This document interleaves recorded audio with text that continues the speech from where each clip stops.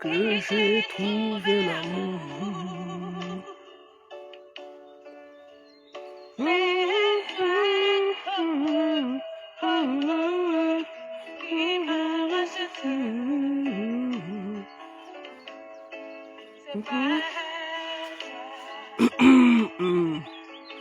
Shalom, shalom, shalom. Bonjour. Bonjour, bonjour.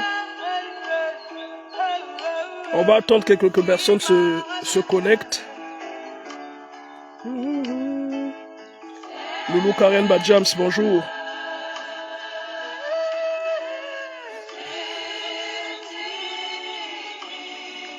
Bonjour.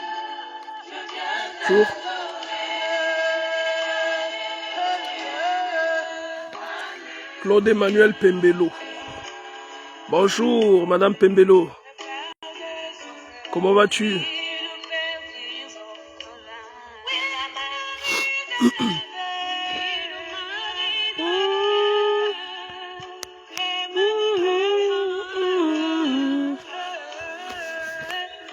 Madame Pembelo, bonjour. Bonjour, bonjour, bonjour. On va attendre que d'autres personnes se connectent. Je vais faire une petite exhortation.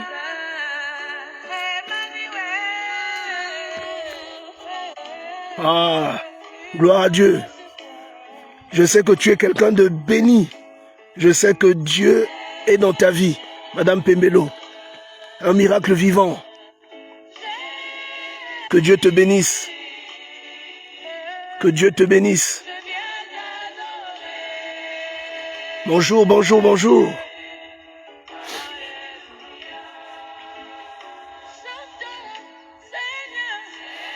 Tu sais, Madame Pembelo, tu sais qu'avec ton témoignage là, on peut écrire un livre. Le témoignage que tu connais là, ton témoignage là. On peut écrire un livre avec ce témoignage. Bonjour, bonjour, Madame Mundele, bonjour. Maman Séverine. Même si tu as changé de nom sur Facebook, mais je t'ai reconnu. Bonjour. Depuis le Canada, comment vas-tu? Je vais espérer que d'autres personnes se connectent.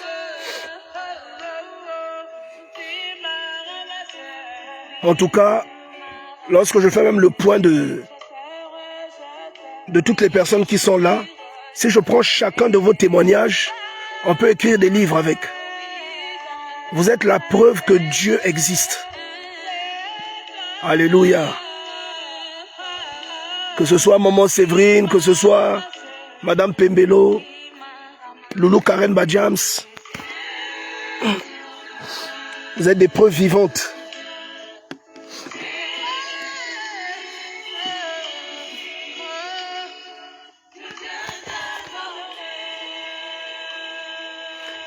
Essayez d'inviter d'autres personnes à rejoindre le live, si vous le pouvez. Bonjour.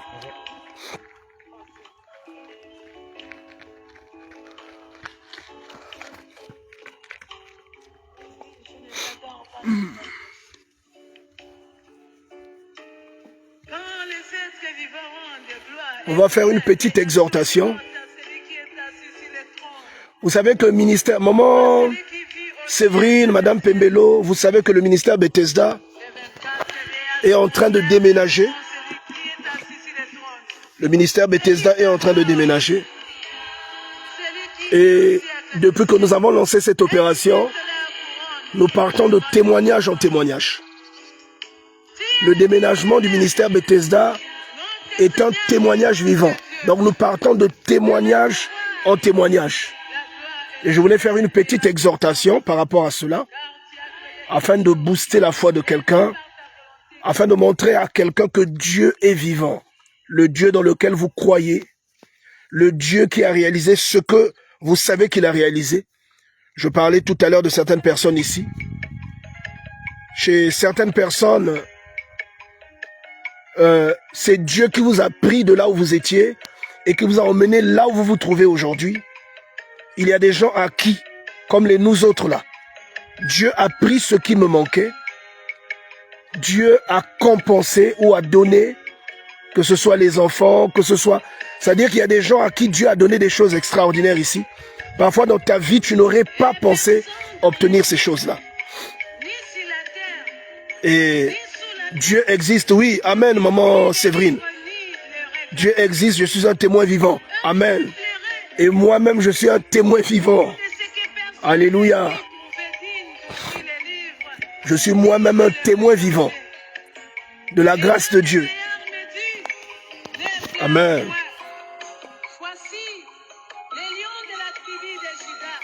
Je suis en train d'attendre un tout petit peu afin que nous ayons d'autres personnes avec nous avant de commencer mon exhortation.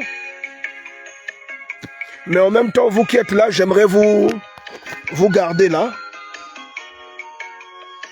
Je n'aimerais pas que, à force d'attendre, que certains soient découragés.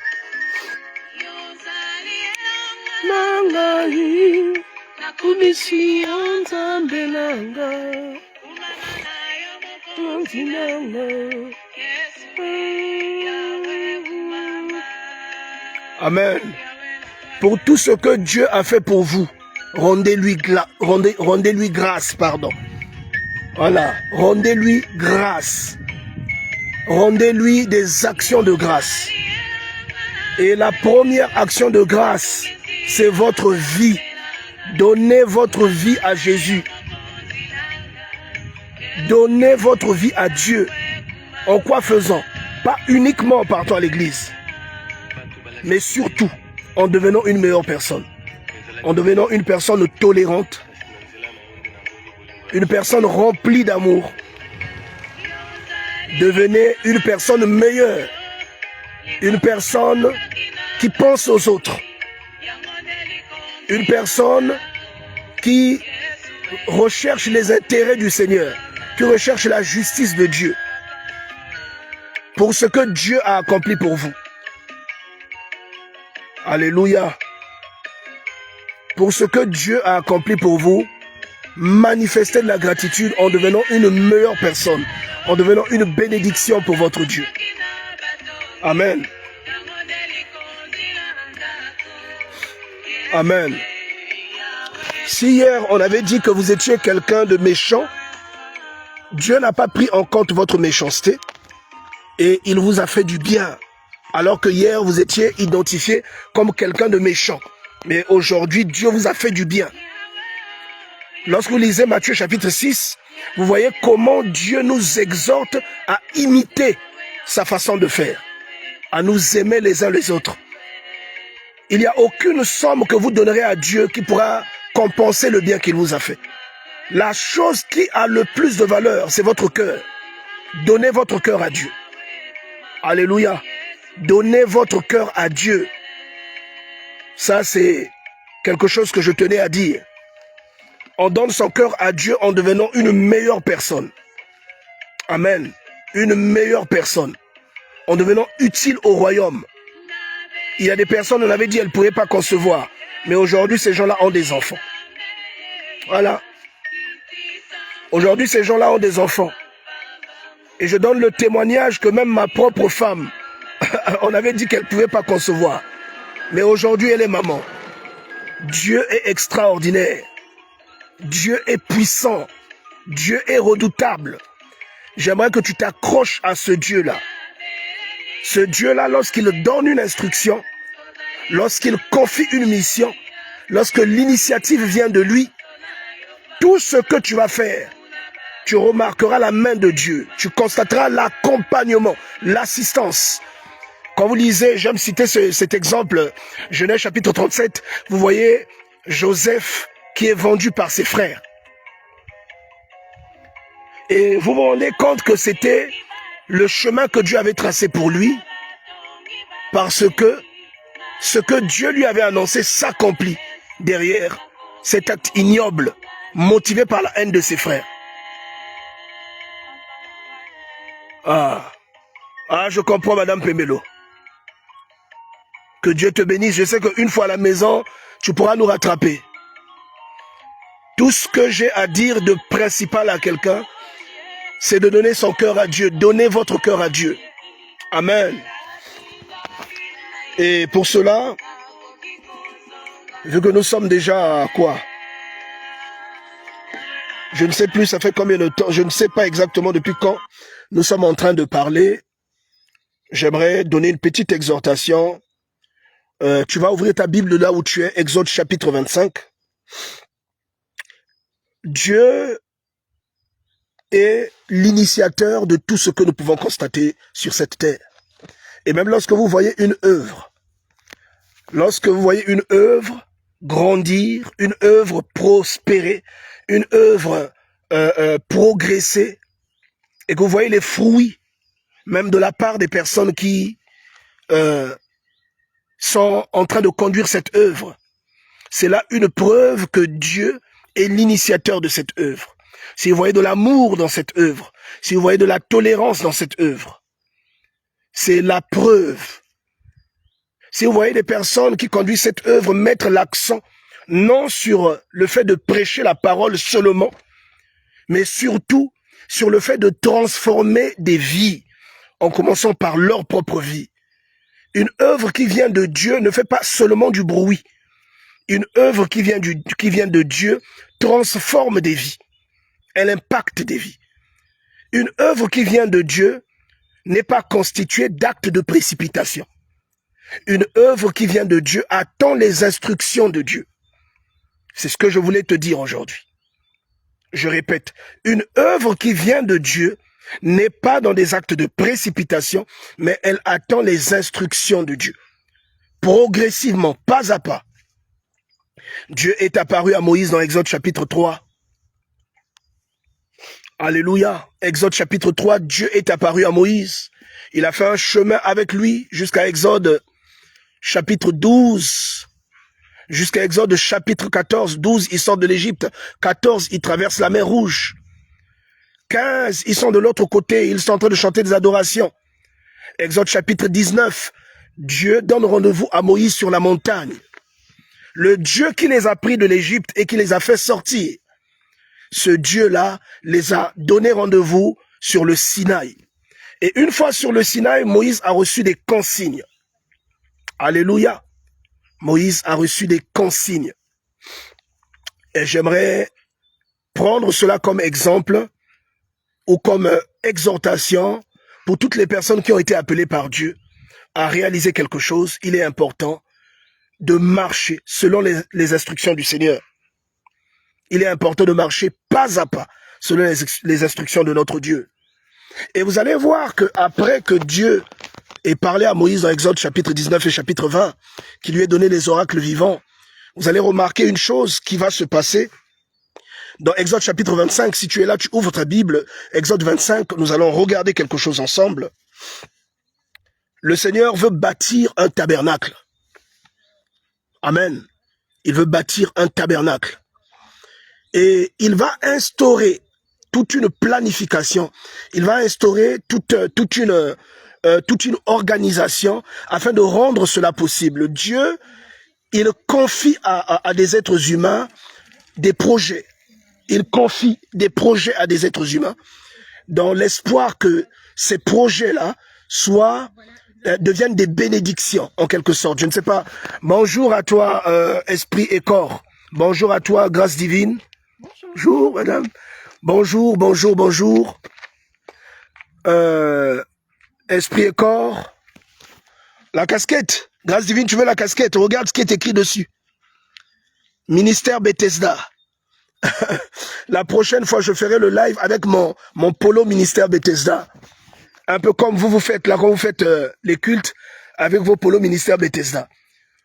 Aujourd'hui, j'ai mis un autre polo, mais la prochaine fois, ce sera un polo ministère Bethesda. Alors, Dieu est un octroyeur de visions. Dieu confie des visions aux gens. Il donne des visions. Il responsabilise des gens.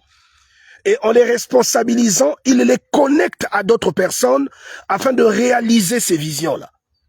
Vous avez vu ça avec EMC TV. Vous avez vu ça avec ICC. Vous avez vu ça avec la compassion. Quand vous suivez les témoignages des personnes telles que le pasteur Marcelo, vous allez écouter le témoignage de comment Dieu lui a confié cette vision et de comment cette vision a progressé. Vous avez dû regarder la vidéo, le live de mes enfants, le pasteur Iloki et le pasteur Princilia, qui ont fait le live de la présentation du nouveau site sur lequel le ministère Bethesda va se déporter. Et j'aimerais vous encourager, si vous n'avez pas vu, à aller réécouter, aller regarder cette vidéo. Vous allez éprouver de l'émotion, certainement la même émotion que moi, pour ceux qui font âme et corps avec ministère Bethesda, en suivant ce live qu'ils ont fait sur le nouveau terrain sur lequel nous allons nous établir. J'ai ressenti beaucoup d'émotion. Et aujourd'hui, je suis là pour vous parler de cette initiative en vous prenant pour référence la Bible. En vous prenant Exode chapitre 25 par exemple, où vous voyez clairement le Seigneur donner une instruction à des personnes à qui il a confié la vision. Vous pouvez peut-être ressentir au fond de votre cœur un poids. Vous pouvez ressentir un poids dans votre cœur, un poids selon lequel vous êtes convaincu d'apporter une pierre à l'édifice. Et vous n'êtes pas le seul. La Bible parle de Betsalil et de Oliab, à qui Dieu avait donné une responsabilité en sourdine. Dieu leur avait donné une intelligence pour travailler, pour faire la métallurgie, pour travailler l'art. C'était devenu des orfèvres. Ils travaillaient le bois, ils travaillaient l'or, afin de bonifier, afin de rendre conviviale la vision que Dieu demandait à Moïse de réaliser. Dieu confie donc une vision à une personne. La personne en question est appelée le visionnaire. Et Dieu connecte cette personne, un peu comme une pieuvre avec des tentacules, il connecte cette personne à d'autres personnes qui sont compétentes, chacune dans son domaine. Il y a des personnes qui ont une compétence dans le domaine numérique, par exemple, donc des personnes qui sont des webmasters, d'autres personnes qui sont des community managers. Il va connecter à d'autres personnes qui ont un talent dans la décoration, à d'autres personnes qui veulent offrir une tonne de ciment, à d'autres personnes qui veulent offrir des équipements électroniques. Lorsque Dieu donne donc une vision, il connecte cette vision à des personnes, donc il la donne à quelqu'un principalement, et il y a des gens qui viennent comme des supports afin de soutenir la vision reçue et de la réaliser, de la rendre, de la matérialiser. Et je suis là pour vous expliquer que tout cela est normal et que tout cela, bien entendu, est scriptural. Vous trouvez ça dans la Bible, vous avez Exode chapitre 25, vous avez Nombre, vous avez par exemple, comment vous appelez ça, 2 Chroniques, 1 Chronique chapitre 28, 1 Chronique chapitre 29. Vous avez beaucoup de références à laquelle vous fiez pour retrouver ce que je suis en train de vous dire ici. Dans Exode chapitre 25, au premier verset, la Bible déclare, je suis dans Genèse, permettez que j'aille dans Exode chapitre 25. La Bible déclare, je vais lire, je peux vous le citer, je suis un lecteur de la Bible, mais j'aimerais vous lire précisément. L'Éternel parla à Moïse et dit, parle aux enfants d'Israël. Aujourd'hui, les enfants d'Israël sont représentés par des personnes qui ont été délivrées du royaume du diable. Ce ne sont plus uniquement les Israélites. Quand vous lisez 1 Corinthiens au chapitre 10, l'apôtre Paul nous explique que nous sommes héritiers d'Abraham. Amen. Et que nous ne sommes pas des fils d'Abraham, seulement ceux qui le sont dans la chair, mais que nous sommes héritiers d'Abraham. Et donc, dans Exode 25, quand on dit parle aux enfants d'Israël, ce n'est pas forcément des Juifs, mais ce sont des personnes qui ont découvert, qui ont marché avec Dieu, qui ont été délivrés et qui sont nés de nouveau et qui ont dans leur cœur une vision débridée de ce que peut être l'œuvre de Dieu ou des actes que Dieu peut accomplir au milieu des hommes, de ce que Dieu peut utiliser un groupe de personnes afin de bénir, afin de délivrer. Et je suis convaincu que beaucoup parmi vous savez ce que Dieu fait au travers du ministère Bethesda. Vous savez comment le ministère Bethesda a été, ou encore est toujours pour la plupart d'entre vous, une source de bénédiction et de délivrance. Le ministère Bethesda reçoit beaucoup de témoignages tous les jours. J'ai été béni tout à l'heure, par exemple, il y a un bien-aimé qui a fait une offrande. J'ai reçu d'abord une offrande, c'était le le jeudi dernier, une offrande pour la construction que nous sommes en train de faire. Et là, tout à l'heure, il y a environ 1 heure, il y a un bien-aimé qui m'a écrit, qui m'a envoyé une capture d'écran, qui a fait un transfert d'une certaine somme quand même considérable pour la construction que nous sommes en train d'initier au Congo-Brazzaville.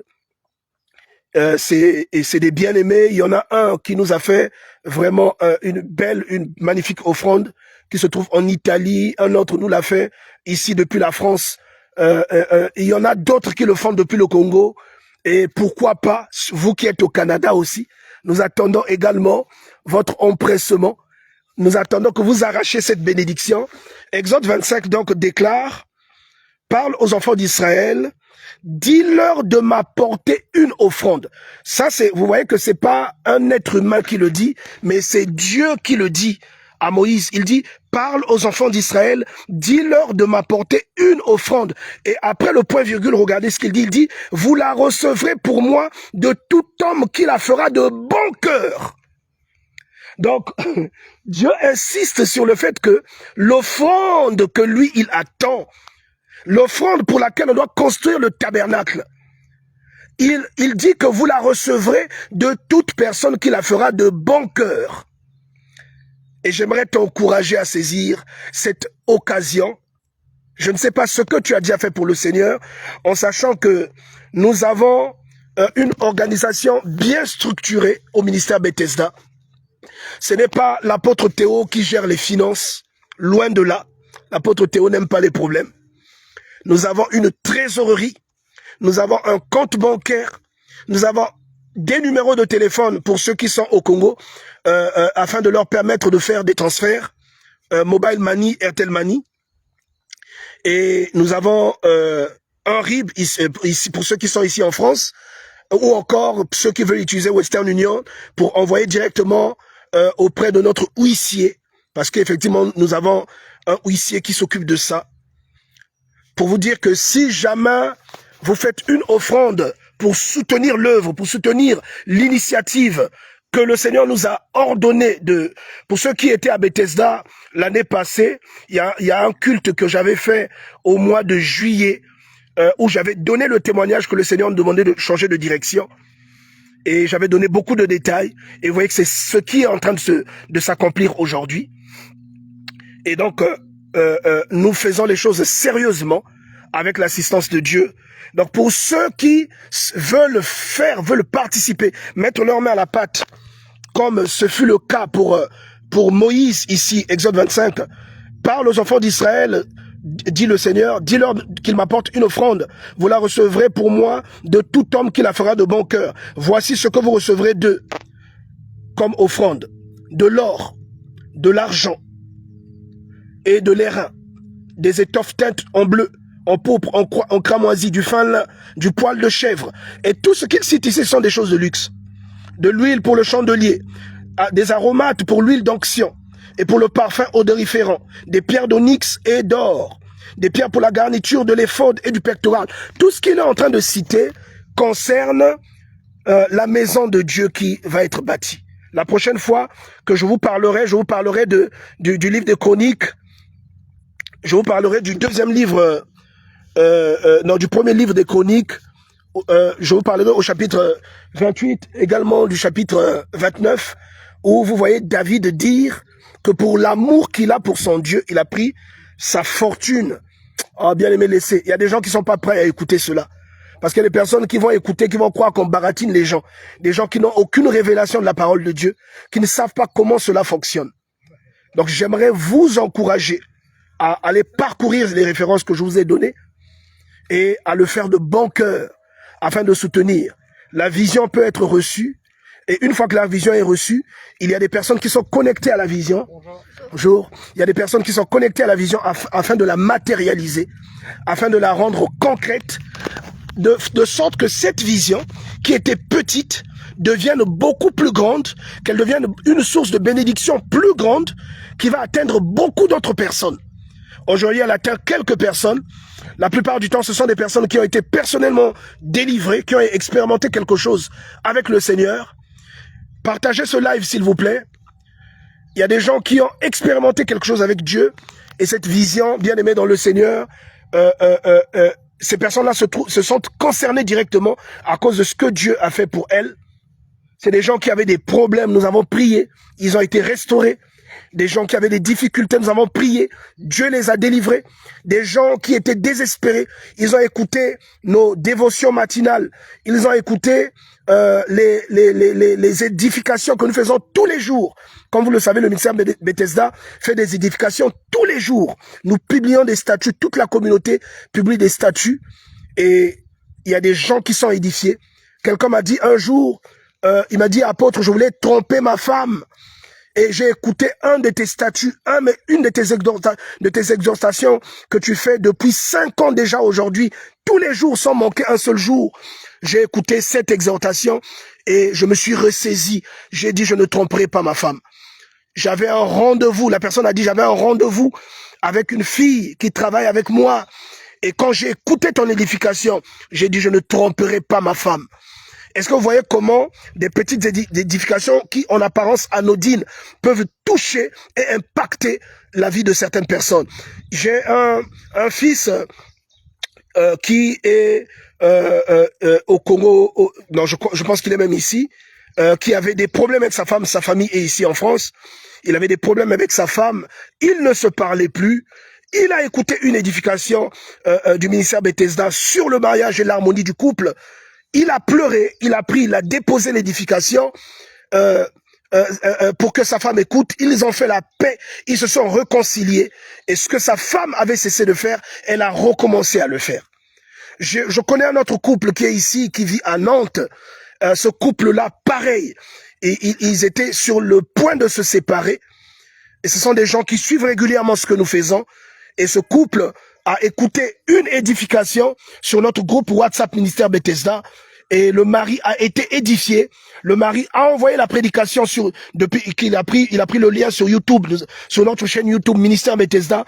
Il a partagé la prédication à sa femme. Elle était au travail. Une sœur que j'aime beaucoup, dont je tais le nom. Elle était en pause. Elle a reçu la prédication. Elle l'a écoutée. Elle a pleuré. Le même soir, ils se sont réconciliés et ils ont décidé de refaire la paix et ils ont été bénis. Alors que j'étais au Congo-Brazzaville, ils ont fait un tour au Congo. Ils étaient à Brazza, moi j'étais à Pointe-Noire. Ils ont fait le tout. Ils ont voulu me rencontrer en dépit du fait qu'ils me suivaient régulièrement. Ils ont voulu me rencontrer. Ils sont venus. Ils m'ont apporté des cadeaux pour glorifier le Seigneur. Je ne dis pas que c'est systématiquement ce qu'il faut faire. Je dis que ce qu'il faut faire, c'est d'abord donner sa vie à Jésus pour manifester la reconnaissance. Parce que le but pour lequel nous faisons ceci, ce n'est pas pour avoir des cadeaux, mais c'est pour que Dieu soit glorifié. Que vous donniez des choses à Dieu, c'est une grâce. Un autre frère qui a été béni par le ministère, qui avait demandé quels étaient les moyens avec lesquels nos cultes étaient filmés. Je lui ai dit comment nous filmions. Il a dit non. Il nous a payé une caméra 4K ici en France depuis 10 ans et il nous l'a fait parvenir à l'église qui est au Congo, ministère Bethesda. Et pourquoi je vous cite toutes ces choses? Je vous les cite pour que vous voyez que les choses que les gens font aujourd'hui sont exactement les mêmes choses qui sont citées ici dans Exode chapitre 25. Ce sont les mêmes choses qui sont citées ici, bien-aimés. Le verset 8 dit, « Ils me feront un sanctuaire, j'habiterai au milieu d'eux. » Vous voyez, c'est Dieu qui demande aux gens de bâtir des temples. C'est Dieu qui demande aux gens de bâtir des églises locales. Dieu a une église universelle. Mais l'église universelle n'est qu'une portion de l'église universelle, est l'ensemble des portions que constituent les églises locales. C'est-à-dire chaque église locale est une portion et contient une portion de croyants.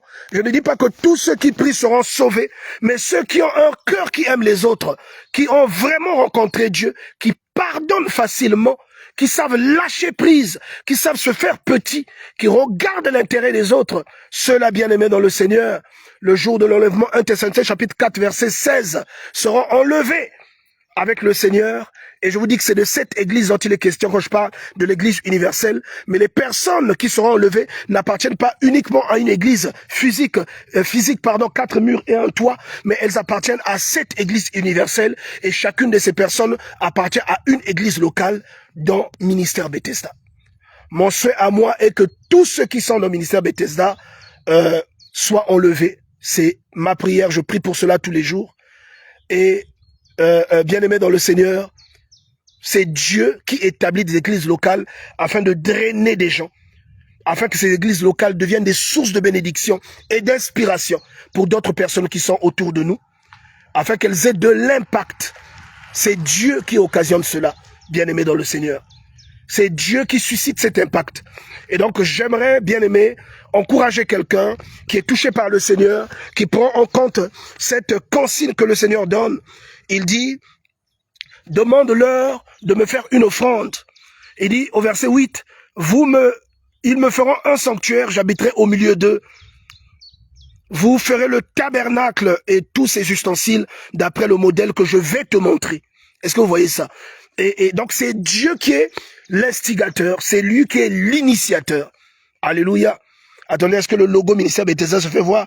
Regardez le logo, c'est Dieu qui est l'initiateur de cette aventure, qui était une petite aventure. Je vous montre la casquette, ministère Bethesda.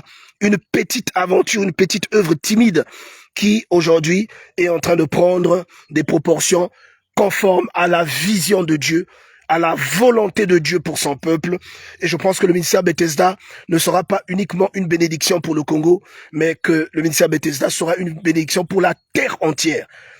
Toute la terre entendra parler de Dieu par les moyens qu'il va donner ou qu'il est en train de donner au ministère Bethesda. Toute la terre peut-être se convertira parce que nous sommes déterminés et nous voulons, bien aimer, que vous fassiez du bien autour de vous. Le plus important, ce n'est pas votre confession, mais le plus important, c'est le cœur que vous avez. Que vous appreniez à regarder au-delà des différences, que vous appreniez à regarder au-delà de ce qui est physique, au-delà de ce qui est palpable, de ce qui est tangible. Parce que au-delà du tangible, il y a le spirituel. Il y a ce qui est abstrait, mais qui a beaucoup plus de valeur. Et je pense que les vertus ne peuvent pas être touchées avec les mains. Les vertus ne peuvent pas être saisies parce qu'elles ne sont pas palpables, mais elles ont une valeur tellement grande qu'elles peuvent impacter des vies, qu'elles peuvent changer des vies, Vous voyez? Même là où nous sommes ici en France, là, on va faire des disciples bien-aimés dans le Seigneur. Là où nous sommes en France, on fera des disciples. Là où maman Ernestine est au Canada, là où maman Ernestine est au Canada, là-bas aussi, on va faire des disciples. On va envoyer des missionnaires qui vont investir ce lieu et qui vont étendre la domination du règne du Christ. Jésus-Christ est Seigneur. Jésus-Christ est notre maître. Il est le maître de tout esprit. La Bible l'appelle le juge des vivants et des morts. C'est lui qui nous a donné le mandat. Et ce que je suis en train de faire aujourd'hui, je le fais parce qu'il m'a appelé à le faire. Parce qu'il m'a rencontré et qu'il m'a consacré un fameux 30 novembre. Il m'a appelé à son service. Alléluia. Je dis ceci même quand quelqu'un est consacré, vous n'étiez pas témoin. Vous saurez que la consacrée est authentique par rapport aux fruits que la personne portera. Alléluia. Et donc, je vous dis, cette œuvre est la vôtre, elle n'appartient pas à l'apôtre Théo. J'étais en train de vous dire que l'apôtre Théo n'aime pas les problèmes, ce n'est pas lui qui gère les finances. Il ne connaît même pas le numéro de compte de ministère Bethesda parce que ça ne l'intéresse pas. L'apôtre Théo ne connaît pas le numéro de compte du ministère Bethesda. Ce n'est pas lui qui a la signature. Je n'ai même pas la signature. Il y a un bureau qui a la signature parmi les membres de notre église. Et moi, j'avais refusé d'avoir cette signature justement par objectivité. Et ceux qui connaissent l'apôtre Théo depuis le début savent que même au départ, bon bref, on va pas rentrer là-bas. Il y avait des choses à cause des valeurs qui m'étaient propres bref, on n'ira pas là-bas. Je dis seulement que si le ministère Bethesda est une bénédiction pour vous, sachez que vous avez une façon de faire que ce ministère devienne une bénédiction plus grande, qu'elle ne bénisse pas seulement vos vies, mais qu'elle bénisse d'autres personnes à part vous. Il y a des personnes qui ont besoin d'écouter cette parole. Il y a des personnes qui ont besoin d'écouter ce que vous avez écouté, ce qui a fait de vous des personnes meilleures. Il y a des personnes qui ont besoin d'écouter cela. Et donc, je vous en conjure, bien-aimés, partagez ce live. Je vais terminer par là. Que le Seigneur bénisse votre vie. Que le Seigneur vous bénisse. Le numéro de téléphone, grâce divine, ma fille, est-ce que tu peux déposer le numéro de téléphone pour ceux qui sont au Congo et qui voudront faire parvenir leur offrande pour la construction que nous sommes en train de faire? Et pour ceux qui sont ici, vous pouvez également nous contacter sur cette page, nous écrire sur le inbox ou encore vous pouvez également me contacter personnellement. Et que si Grâce Divine peut partager ou la sœur Loulou Karen peut partager mon contact ici ou la sœur Exaucée Esprit et Corps, partagez mon contact. Pour ceux qui veulent me contacter, qui veulent soutenir, partagez également le contact du Congo-Brazzaville. Pour ceux qui veulent soutenir cette œuvre, celle-là, ceux qui veulent soutenir cette vision, qui est une bénédiction pour beaucoup, et que le Seigneur veut répandre, veut propager. Quand vous avez vu le tabernacle là que vous aimez tant, sachez que ce n'est pas Moïse qui a construit le tabernacle. Dieu lui a donné la vision uniquement. Mais le tabernacle a été bâti par Betsalil, Oliab et puis d'autres personnes. Grâce divine, tu as oublié le plus 242. Betsalil, Oliab, d'autres personnes ont construit l'arche, ils ont construit le propitiatoire, ils ont construit le tabernacle. D'accord? Le temple, Moïse a dit à Dieu, je ne donnerai pas du repos, de l'assoupissement à mes yeux, tant que je n'aurai pas bâti une maison pour mon Dieu. C'est à cause de ça que, je dis David, pardon. C'est à cause de ça que David a été béni. Dieu lui a dit, je te donnerai un nom et il y aura toujours un descendant sur ton trône. Parce que tu as pensé à me bâtir une maison. Mais ce n'est pas toi qui la bâtiras. Et ton descendant, ton fils, ton héritier bâtira cette maison. Et David a consolidé tout le matériel nécessaire et Salomon a bâti la maison. Et bien aimé, c'est un honneur. Et quand on vous demande de bâtir, sachez que nous sommes nous-mêmes les premiers acteurs de contribution. Nous sommes, nous, en train de contribuer à la construction. Nous sommes les premiers. Peut-être même les plus grosses contributions viennent de nous. Et nous prions pour ceux qui connaissent la parole de Dieu, ceux qui ont la révélation de la parole, savent